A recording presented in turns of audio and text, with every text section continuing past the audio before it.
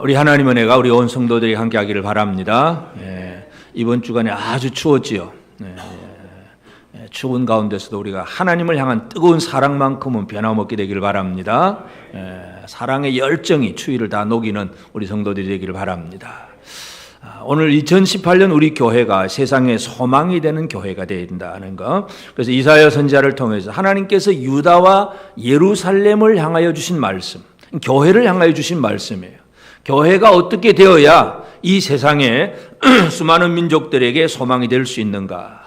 교회가 교회답지 못함으로 세상에 소망이 안 되고 있다는 것, 이거 우리가 기억하면서 다시 한번 우리는 이 말씀들, 선지자를 통해 주신 말씀 안에서 내 모습을 한번 발견하게 되기를 바랍니다. 그래서 우리가 1장에서 하나님의 그 마음, 그 하나님이 하신 일들, 하나님의 약속, 이런 것들을 생각을 했는데, 이제 오늘 21절부터 31절까지는 하나님께서 그렇게 잘못되고 있는 유다와 예루살렘을 어떻게 심판하실 것인가, 하나님의 심판에 대해서 얘기를 합니다. 다시 말해서 오늘 우리가 이 땅에서 하나님의 심판을 잊어버리고 산다면 내 마음대로 삽니다. 그런데 심판을 아는 사람은 뭔가 하나라도 주의를 하지요. 예를 들어서 우리가 운전을 하더라도 아무렇게나 운전하지 않잖아요. 신호등을 봐야 되고 차선을 위반했는지 봐야 되고, 왜냐하면 그 위반하면 딱지 벌금 내야 되고 뭔가 문제가 생기니까 늘 생각하면서 운전을 하잖아요. 우리가 이 땅에서 믿음으로 살아갈 때에 심판을 생각하며 사는 신앙과 심판을 생각하지 않는 신앙은 참 차이가 있습니다. 여러분, 하나님께서 온 세상을 심판하신다는 사실을 믿으십니까? 하나님은 이 세상을 시작하신 분이에요. 시작하신 하나님은 마무리하시는 하나님이십니다. 그렇기 때문에 심판을 우리가 정확하게 알고 그게 맞는 삶을 잘 살아가는 것, 이게 우리에게 주신 하나님의 말씀이에요. 그래서 첫째는 왜 심판을 받느냐? 이스라엘 백성들이, 유다 백성들이 하나님 앞에 심판받을 수밖에 없는 죄가 뭐냐? 지금 오늘 21절부터 보면 유다의 죄에 대해서 설명을 합니다. 그런데 유다의 죄는 유다 백성들만의 죄가 아니라 오늘 이 시대, 오늘 한국 교회나 저와 여러분, 우리의 문제라는 사실을 먼저 기억을 해야 합니다. 첫 번째, 신실하던 성읍이 어찌하여 창기가 되었는고 정의가 거기에 충만하였고 공의가 그 가운데 거하였더니 이제는 살인자들 뿐이로다. 하나님의 탄식이죠. 그러면서 내 은은 찌꺼기가 되었고 내 포도주에는 물이 섞였도다. 은은 찌꺼기가 되었고 포도주에는 물이 섞였다. 우리가 순금, 순은, 요즘 말 사람들은 순도 99.99%잖아요. 100%도 아니에요. 세상에서는 그냥 100%에 가까운 99.99%인데 하나님은 순금, 100% 순금, 순은을 원하세요.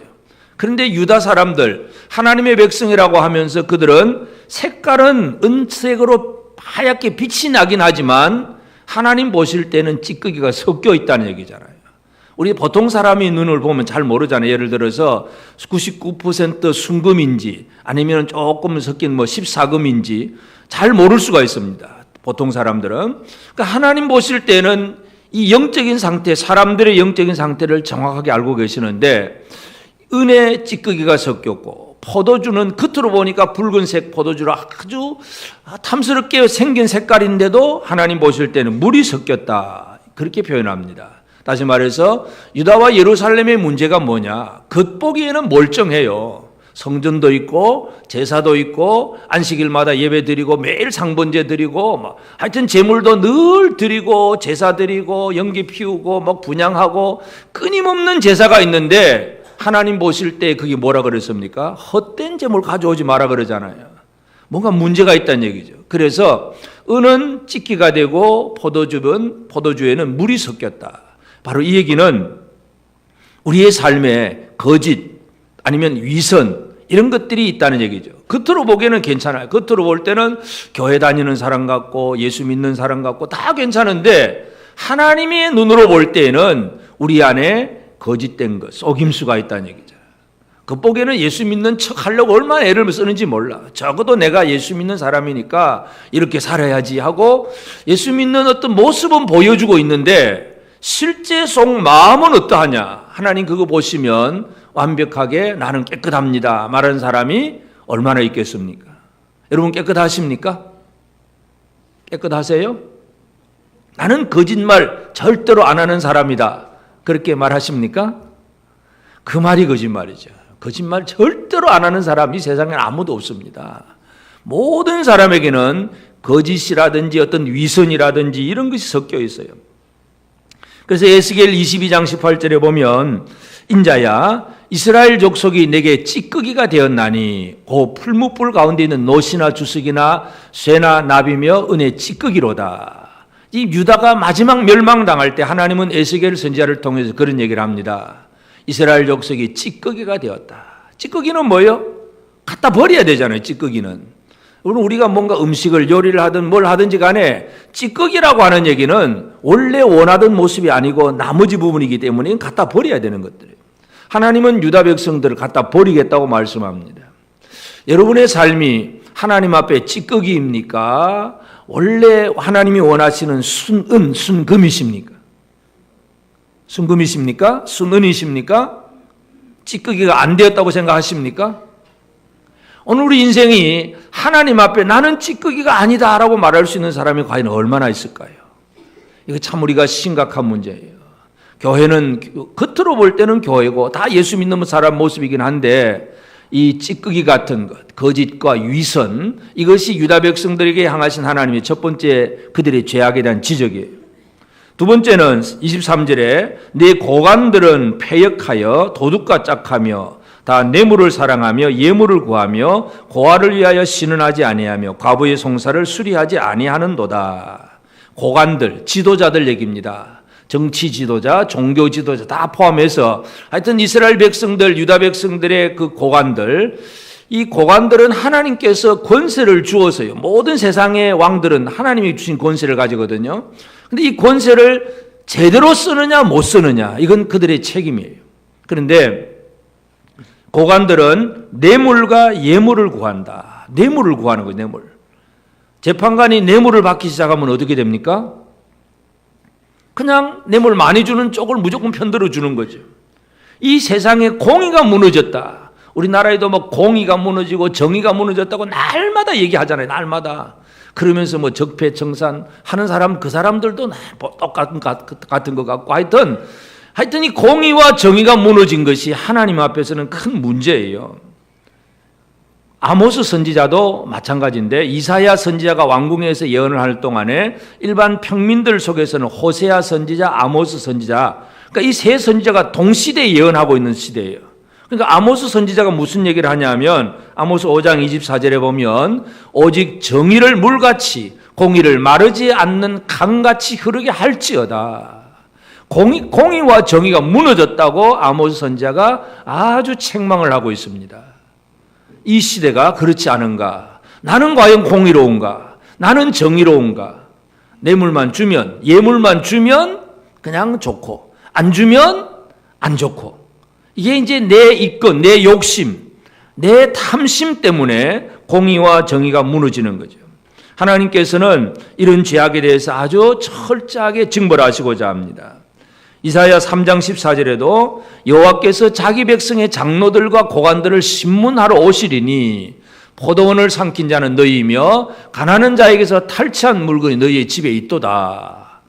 고관들의 집에 하나님이 압수수색을 하시는 거예요. 요즘 압수수색이라는 말 많이 들어보셨잖아요. 하나님이 압수수색하니까 가보니까 가난한 자에게서 탈취한 물건들이 그 집에 있다는 얘기예요. 공의와 정의가 무너지고 뇌물 받고 예물 받고 그냥 이렇게 완전히 하나님의 법이 없는 그 생활, 이게 바로 유다 백성들의 모습입니다. 겉보기에는 성전의 예배도 있고 절기도 지키고 안식일 지키고 뭔가 제물 드리고 분향하고 많은 형식적인 예배는 다 있는데 그들의 삶을 볼 때는 가난한 자, 고아들, 과부들 이들을 신원하지 않고 그들의 송사를 수리하지 아니하는도다. 이게 바로 유다 백성들의 문제예요. 그런데 우리는 이것이 유다 백성들만의 문제가 아니라는 사실도 기억해야 됩니다. 여러분은 정의롭게 사십니까?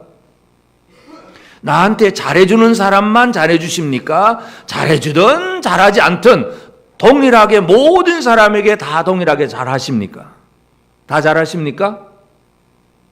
아무도 아멘 안 하시네. 정의로우십니까? 이 공의와 정의가 회복되는 것, 이게 바로 하나님의 말씀이에요. 그러니까 유다 백성들이 왜 심판을 받을 수밖에 없느냐? 첫째는 위선과 거짓, 그리고 공의와 정의가 무너진 것. 이것이 그들의 죄악이에요. 그리고 또 우리가 생각해야 될 부분은 그 다음에 쭉 넘어가서 29절에 보면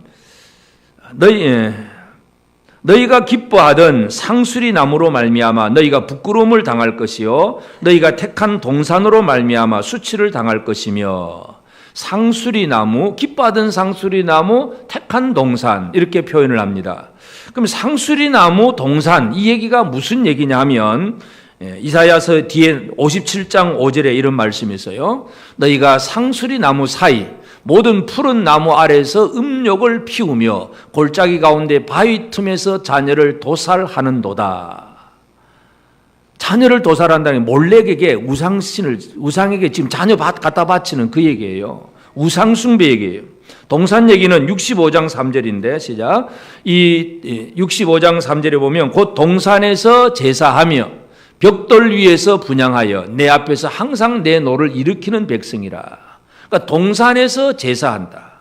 상수리 나무 아래에서 그들이 음욕을 품었다.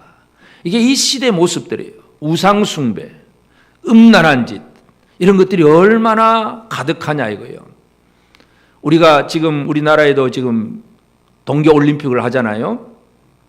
겉으로 볼 때는 타이틀은 뭐예요? 세계 평화고 멋있는 거예요. 평화, 전쟁을 거치고 우리가 평화롭게 지내자. 근데 그것이 실제 영적인 부분으로 들어가 보면요, 심각한 문제예요.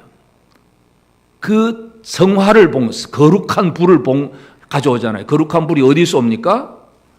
그리스 여신들에게서 받아오는 그 불을 열심히 달리고 막 태워가지고 와서 결국 들고 오는 거예요. 우상숭배여서. 이 달신, 이 그리스 여신들이 가져온 걸 갖다 놓고 그걸 불 붙여놓고 이제 뭔가 하는데 경기를 하긴 하는데 우리나라 평창 올림픽의 보도는 별로 안 나왔지만 옛날 전번에 이제 그 러시아에서 하던 그 올림픽 때는 뭐 준비 물품이 콘돔이 몇십만 개 들어요. 왜 그렇게 필요할까요? 음욕이 가득하기 때문에 그렇습니다. 그냥 겉으로 볼 때는 평화고 참 좋은데 실제로 보면 그것이 우상숭배이고 음욕이 가득한 짓이에요.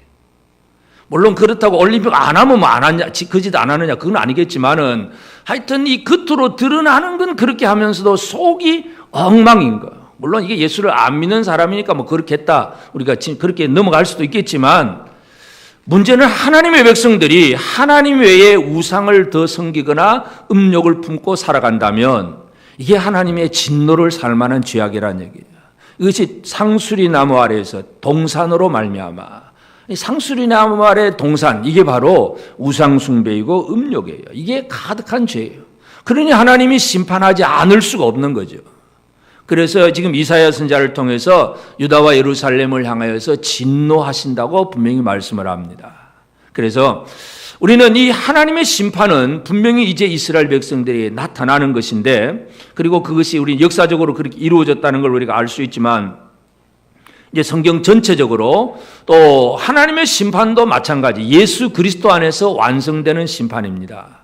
예수님은 이 땅에 오셔서 진짜 죄인이 누구인가를 먼저 지적을 하시죠.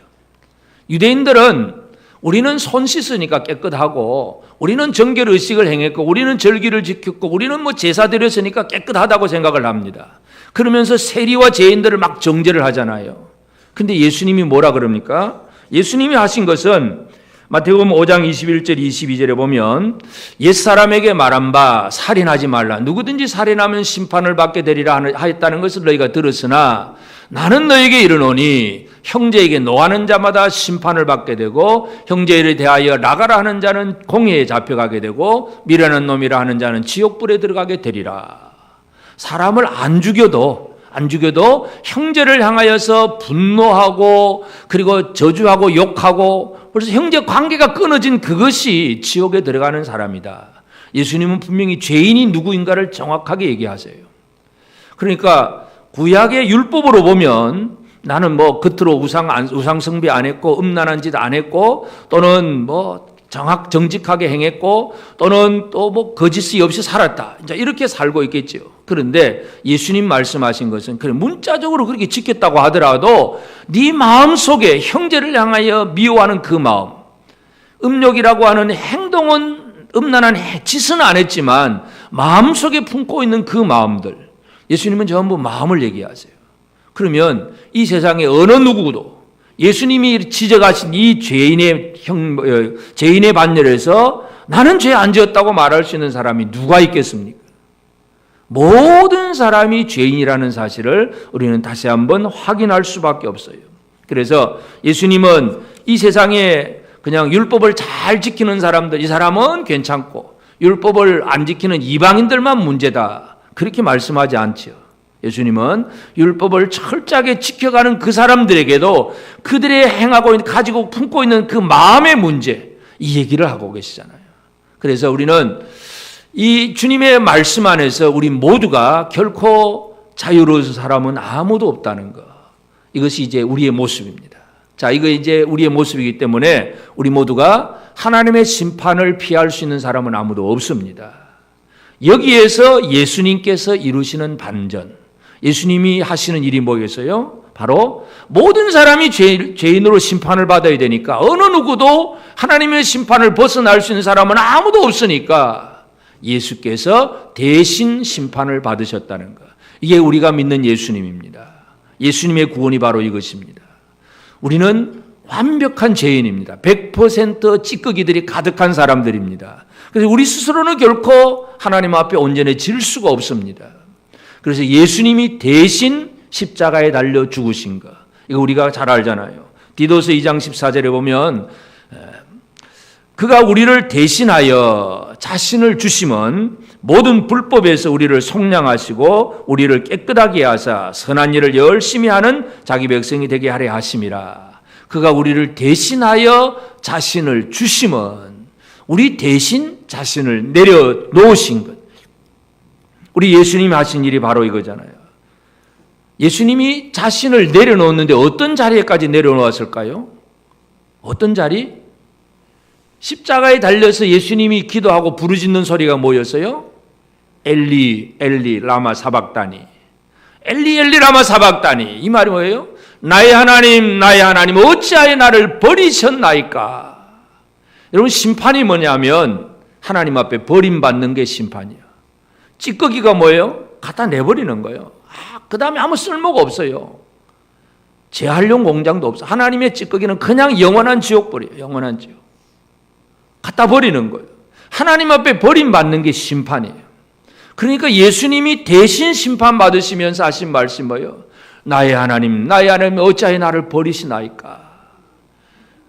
하나님 앞에 예수께서 버림받는 자리에 내려가셨기 때문에 오늘 저와 여러분이 하나님 아버지 앞에 버림을 받지 않고 있습니다. 아멘. 예. 얼마나 큰 은혜인지 모르잖아요. 우리가 하나님 앞에 버림받지 않는 것은 예수께서 버림을 받는 그 자리에 내려가셨기 때문입니다. 이 은혜가 우리에게 있음을 확신하시길 바랍니다. 뿐만 아니라 그렇게 예수님은 심판을, 우리에게 있는 심판을 정리를 해놓으셨어요. 이제는 우리 심판받지 않을 그런 사람으로 만들어 두셨고, 그래도 믿지 않는 자들, 믿음으로 사는 자들은 심판이 이제 끝났어요. 죄와 사망에서 심판에서 벗어난 자들이 되었는데, 마지막까지 예수를 믿지 않는 자들은 마지막 예수님은 심판을 완성하시는 예수님입니다. 그래서 세상에 다시 예수님은 구름 타고 오실 거예요. 다시 오실 예수님, 재림하실 예수님은 심판을 집행하러 오십니다. 심판의 집행자로 이 땅에 오셔서 마귀, 적그리스도, 거짓 선지자, 이런 존재들을 완전하게 멸하시는 분이 바로 예수님입니다. 요한계시록 20장 12절부터 14절에 보면, 또 내가 보니 죽은 자들이 큰 자나 작은 자나 그 보좌 앞에 서 있는데 책들이 펴 있고 또 다른 책이 펴졌으니 곧 생명책이라. 죽은 자들이 자기 행위를 따라 책들에 기록된 대로 심판을 받으니 바다가 그 가운데서 죽은 자들을 내주고 또 사망과 음부도 그 가운데서 죽은 자들을 내주매 각 사람이 자기 행위대로 심판을 받고 사망과 음부도 불못에 던져지니 이것은 둘째 사망 곧 불못이라. 여러분, 예수를 믿음으로 영접하지 않은 자들, 그 다른 말로 죽은 자들 얘기예요. 영적으로 죽어 있는 사람들. 이 영으로 죽어 있는 사람들은 마지막 예수님이 심판하는 그 자리에 책이 있고 책들이 있어요. 책은 생명책이라고 하는 한 권의 책이 있고, 그 다음에 책들, 수많은 책이 있는데 인간의 행위를 기록해낸 책들입니다.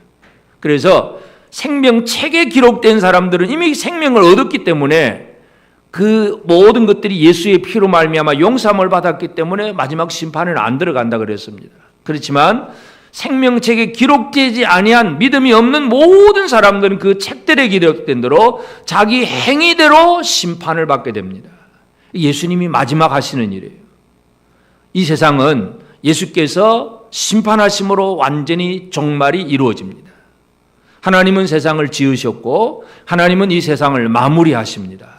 그 마무리의 역할이 바로 또 아들의 역할이기도 합니다. 창조하실 때부터 마지막할 때까지 종말을 이제 마무리하실 때까지 예수님은 모든 일을 이루신다는 것을 기억해야 됩니다. 우리가 믿는 예수님 바로 이런 분입니다. 그러니까 우리가 예수를 믿고 있다는 게 얼마나 복인지 모르잖아요. 여러분, 예수를 제대로 믿으십니까? 또 아멘 안 하시는 어떻게 된 거예요? 안 믿는다는 얘기 그러면 당신이 예수 믿고 있는 건 큰 복입니다. 한번 얘기합시다. 옆 사람에게 당신이 예수 믿고 있는 건 진짜 큰 복입니다. 믿음은, 예수를 믿으면 우리의 모든 죄가 예수님 대신 다 지으셨잖아요. 다 사라지고, 그러나 믿지 않는 자들은 행위의 책으로 마지막 날 결국은 다 심판을 받게 됩니다. 이게 바로 하나님의 심판이에요. 그러므로 이제 오늘 우리는 이 이사야 1장 21절에서 31절 하나님의 심판, 또 예수 그리스도께서 이루시는 심판을 보면서 우리가 어떻게 살아가야 되느냐. 우리는 이제 예수 믿었으니까 이제 됐다 하고 내 마음대로 사는 게 아니라 진짜 마지막 심판을 아는 자로서 우리가 좀 더 어떻게 살아야 되느냐. 하나님의 마음을 안다면 하나님의 마음에 맞는 삶을 우리가 살아가야 됩니다. 그래서 제일 첫 번째 우리가 해야 될 것이, 하나님께서 신실하던 성읍이 어찌하여 창기가 되었는고. 하나님의 안타까운 마음을 그런 얘기를 합니다. 신실하던 성읍이 창기가 되었다. 이 신실하던 성읍이라고 하는 것은 하나님만 사랑하던, 결국 지금 신랑과 신부 얘기예요. 신랑과 신부. 아까 말씀드렸듯이 이사야 선지자는 왕궁에서 예언을 하고 호세아와 아모스 선지자는 일반 백성들 사이에서 막 예언을 하던 시대입니다.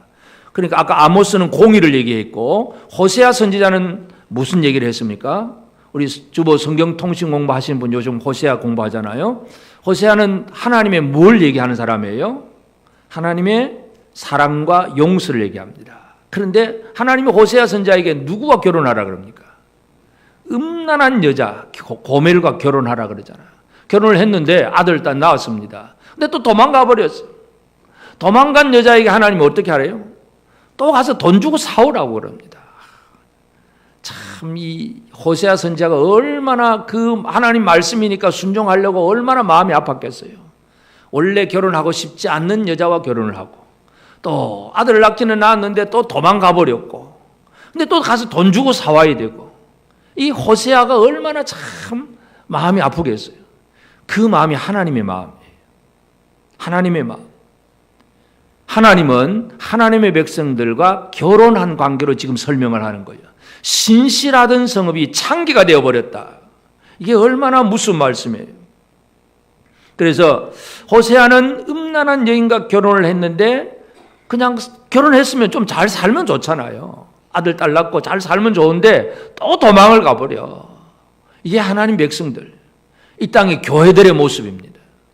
하나님이 은혜 주시고 하나님 복 주시고 하나님 말씀으로 함께 하셨는데도 여전히 세상을 사랑하고 다른 것을 더 사랑한다는 얘기예요. 그게 창기가 되는 거예요. 창기는 뭐예요? 남편만 사랑하는 게 아니라 내 남편 외에도 이 남자 저 남자 애인 만들어가면서 사랑하는 사람이 바로 창기예요. 이게 음란한 짓이고, 하나님 앞에서 이스라엘이 그런 모습이에요. 그래서 오늘 우리에게 제일 중요한 게 뭐겠어요? 우리를 사랑하신 하나님만 사랑하는 것. 하나님만 사랑하기를 원하십니까? 예수님이 하나님의 말씀 십계명을 강조하면서 제일 십계명의 첫 번째가 하나님 사랑이죠. 하나님 사랑. 마가복음 12장 30절에 내 마음을 다하고 목숨을 다하고 뜻을 다하고 힘을 다하여 주 너희 하나님을 사랑하라. 이게 사랑하라. 이게 우리가 할 일이잖아요. 근데 사랑하긴 하는데 다하고 다하여 사랑하십니까? 그냥 조금 사랑하는 척 하십니까? 다해서 사랑하십니까? 하나님도 좋고 세상도 좋고 이건 다 하는 게 아니죠. 오직 하나님만 사랑하는 것, 마음을 다하고 목숨을 다하고 뜻을 다하고 힘을 다하여 사랑하십니까? 하나님을 사랑하게 되기를 바랍니다. 하나님의 마음은 이 백성들이 하나님만 사랑하기를 바라는 거예요. 이게 하나님 마음이에요. 그걸 하나님이 뭐 이기적이라고 얘기하겠어요? 여러분, 신랑 신부가 결혼을 했는데 신랑이 신부로부터 자기만 사랑하기를 바라는 게 이게 나쁜 일이에요? 당연한 거잖아요. 같이, 물론 남편도 신랑도 신부를 사랑하기 때문에 신부가 자기만 사랑하기를 바라는 건 당연한 거죠. 근데 결혼을 했는데 이 신부가 몸은 결혼을 했는데 마음은 엉뚱한 옆집 남자에게 가 있다 그러면 이건 진짜 큰일이잖아요. 지금 하나님의 백성들, 교회가 그런 모습이 되지 않았을까 우리가 생각을 해야 됩니다. 그래서 나는 진짜 하나님만 사랑하고 있는가? 사랑하십니까? 마음을 다하고 목숨을 다하고 뜻을 다하고 힘을 다해 하나님을 사랑하십니까? 이게 회복이 돼야 됩니다. 우리가 세상의 소망이 되는 것은 다른 거 없어요. 하나님만 사랑하는 여기에서부터 모든 일이 출발이 됩니다. 하나님 제대로 사랑하는 우리 모두가 되어지기를 바랍니다. 그리고 26절에도 보면 하나님께서 이제 그 찌꺼기가 된 이 혼잣물, 이 찌꺼기를 어떻게 하시느냐 하면 25절에 내가 내 손을 내게 돌려 내 찌꺼기를 잿물로 씻듯이 녹여 청결하게 하며 내 혼잣물을 다 제하여 버리고, 마치 용광로 속에서 이제 다시 그냥 녹여가지고 찌꺼기를 제거하듯이 그렇게 하십니다. 그러면 26절 내가 내 재판관들을 처음과 같이 내 모사들을 본래와 같이 회복할 것이라. 그리한 후에야 내가 의의 성읍이라 신실한 고을이라 불리리라 하셨나니. 이 찌꺼기를 제거하는, 그래야 진짜 예루살렘이 의의 성읍 신실한 고을이라 그렇게 부를 것이다. 오늘 우리 교회가 의의 성읍인가 신실한 고을인가 이거 생각을 해야 되겠죠. 결국은 모사와 재판관들, 이들이 탐심을 부리고 예물 받으면서 돈 많이 주면 그 편 들어주고, 돈 안 받으면 안 주는 사람은 편 안 들어주고, 아무리 오라도 편을 안 들어주고, 이게 뭔가 굽어진 생활, 이게 의의 성읍이 아니고 불의의 성읍이 된 거예요. 그러므로 이 의의 성읍을 회복을 해야 합니다. 의의 성읍, 의의 교회, 의의 삶을 회복하는 게 중요합니다. 그러면 의의 성읍으로 회복하는 것은 뭐예요? 핵심이 뭐예요? 바로 이웃사랑입니다. 정의와 공의를 제대로 행하는 것은 바로 이웃을 사랑하는 데서 시작됩니다. 하나님, 예수님이 또 마찬가지잖아요. 마가복음 12장 31절에서는 둘째는 이것이니 내 이웃을 내 자신과 같이 사랑하라 하신 것이라. 이보다 더 큰 계명이 없느니라. 이웃을 사랑하십니까? 옆 사람 한번 쳐다보시고 진짜 사랑하십니까? 옆 사람이 어떤 사람이에요? 어떤 사람이라고요? 내 자신과 내 몸처럼. 당신이 나다. 이게 이루어집니까? 옆 사람 한번 쳐다보고 그렇게 생각하면 그런 말이 나오겠습니까? 당신이 나다. 이게 내가 돼야 나를 사랑하지. 나는 뭐 나고 너는 너 이렇게 분리가 돼버리면 이웃사랑이 안 되는 거잖아요. 예수님이 이웃사랑을 얘기할 때 내 자신을 같이, 내 이웃을 내 자신, 내 몸과 같이 사랑하라. 결국은 의의 성읍은 어떻게 이루어지느냐? 이웃을 사랑함으로 이루어집니다. 그 사이에 탐심이 들어가고 뇌물 받고 예물 받아서 돈 많이 주면 좋아해 주고 돈 안 주면 싫어하고 이렇게 되어버리면 정의가 무너진 사회가 됩니다. 하나님은 그것이 회복되기를 바랍니다. 예수님 당시에 그 모세의 제자들, 바리새인 제자들, 율법을 가르치고 율법의 어떤 문자적인 걸 많이 얘기는 하지만 세리와 죄인들 같이 어울리지도 않잖아요. 예수님이 세리와 죄인들과 어울리면 어떻게 합니까? 오히려 막 손가락질하고 비난하고. 그래서 예수님이 누가복음 15장에 그 잃은 양, 100마리 양 중에 한 마리 잃은 양 얘기, 또 10개의 드라크마 중에 하나를 찾는 얘기, 탕자가 돌아올 때 그 얘기, 아버지의 마음, 찾는 아버지의 마음을 얘기하잖아요. 그러니까 의의 성업은 어떻게 이루어지느냐? 이웃 사랑으로 이루어집니다. 우리가 하나님 앞에 신실한 것, 오직 하나님만 사랑하는 것, 그리고 우리의 삶에서 의와 공의가 정확하게 나타나도록 하기 위해서는 그 밑바탕에 깔린 것은 이웃에 대한 진정한 사랑의 삶이 이루어져야 됩니다. 이웃을 제대로 사랑하게 되기를 바랍니다. 옆 사람 한번 쳐다보시고 내가 사랑할 사람이 누구인가 다시 한번 쳐다보세요. 내가 사랑할 대상. 바로 내 자신이에요, 내 자신. 누구 다른 사람이 아니라 이 사람을 나처럼 생각하며 사랑할 수 있는 것. 그렇게 될 때에 의의 성업, 신실한 고을, 이것이 회복이 되는 것입니다. 이것이 우리에게서 지금 날마다 우리가 힘쓰고 애써야 될 그러한 부분이기도 합니다. 그러면서 이제 우리는 하나님의 백성으로서 심판에 들지 않는 사람으로서 나는 이제 심판에 안 드니까 예수 믿었으니까 괜찮아 하고 그냥 끝나는 게 아니라 늘 자신을 정결하게 살아가는데 힘을 쏟아야 됩니다. 물론 이제 율법적으로 뭐 손발 씻고 이게 아니잖아요. 우리 손 씻는 것은 요즘 같은 감기 많이 걸리는 시절에는 절대적으로 손 씻는 게 제일 중요합니다. 왜냐하면 서로 감기 걸린 사람 뭐 만진 물건 내가 만지고 뭐 누군지도 모르잖아요. 만지고 악수하고 하다 보면 바로 질병이 번지기 때문에 철저하게 손 씻는 게 참 위생적으로는 중요합니다. 근데 이건 위생적인 문제고 영적인 면에서 우리의 영혼을 깨끗하게 하게 되잖아요. 영혼을 깨끗하게 어떻게 해야 되느냐? 고린도후서 7장 1절에 보면 그런즉 사랑하는 자들아 이 약속을 가진 우리는 하나님을 두려워하는 가운데서 거룩함을 온전히 이루어 육과 영의 온갖 더러운 것에서 자신을 깨끗하게 하자. 우리는 육과 영을 깨끗하게 해나가야 됩니다. 깨끗하게 하십니까? 이 하나님의 말씀, 구원받은 성도들, 교회를 향해서 사도 바울이 외치는 것은 우리의 육과 영의 온갖 더러운 것에서 자신을 깨끗하게 하자. 자기 관리 좀 하라는 얘기잖아요. 여러분 자신의 관리를 잘 하십니까?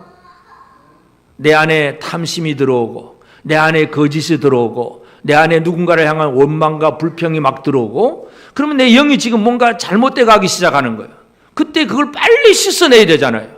그거 없애지 않으면 늘 누군가를 향해서 저주하고 분노하고 불평하고 재물에 대한 탐심 가지고 막 엉뚱한 짓 하고 결국 우리는 사탄이 그런 생각을 막 집어넣어 줍니다. 넣어줄 때마다 이건 아니야 하고 딱딱 거부할 수 있는 것. 이게 바로 자신을 정결케 하는 그런 삶입니다. 정결케 하시겠습니까? 자신을 정결케 하는 제일 좋은 방법은 사도 베드로가 이런 얘기를 합니다. 베드로전서 1장 22절에 보면 너희가 진리를 순종함으로 너희 영혼을 깨끗하게 하여 거짓이 없이 형제를 사랑하기에 이르렀으니 마음으로 뜨겁게 서로 사랑하라. 어떻게 하면 영혼이 깨끗해집니까? 진리를 순종함으로. 여러분 진리를 순종하십니까? 진리에 순종하십니까?